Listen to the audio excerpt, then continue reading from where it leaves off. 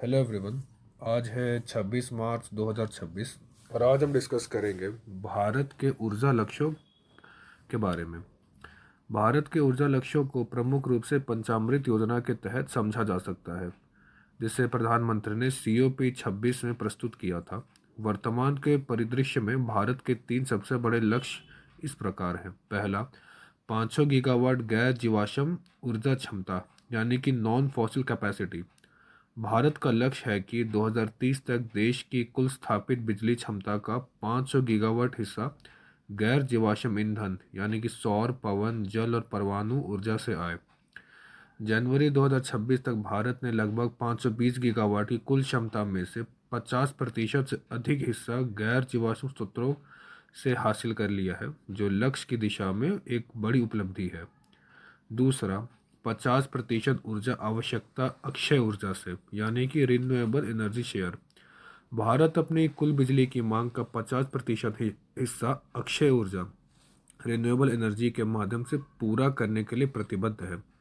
इसके लिए सरकार PM सूर्य घर मुफ्त बिजली योजना और नेशनल ग्रीन हाइड्रोजन मिशन जैसे बड़े प्रोजेक्ट्स पर काम कर रही है, ताकि कोयले पर निर्भरता को कम किया जा सके। तीसरा है नेट ज़ीरो उत्सर्जन 2070 यानी कि नेट ज़ीरो टारगेट। यह भारत का सबसे दूरगामी लक्ष्य है। भारत ने 2070 तक नेट ज़ीरो शुद्ध शून्य उत्सर्जन बनने का संकल्प लिया है। इससे बीच के पड़ाव के रूप में 2030 तक कार्बन उत्सर्जन में 1 अरब टन की कमी लाने और अर्थव्यवस्था की कार्बन तीव्रता कार्बन इंटेंसिटी को 45% तक घटाने का लक्ष्य रखा गया। तो अगर हम इन तीनों को एक लाइन में समझना चाहें तो ये कह सकते हैं, इनका पहला लक्ष्य है गैर जीवाश्म क्षमता, जिसकी समय सीमा 2030 तक है और इसका मुख्य बिंदु है 500 गीगावाट क्षमता स्थापित करना। दूसरा लक्ष्य है गैस आधारित अर्थव्यवस्था, यानी कि इसकी समय सीमा है 2030 तक। इनकी मुख्य बिंदु है ऊर्जा मिश्रण में प्राकृतिक गैस की हिस्सेदारी 6% से बढ़ाकर 15% करना।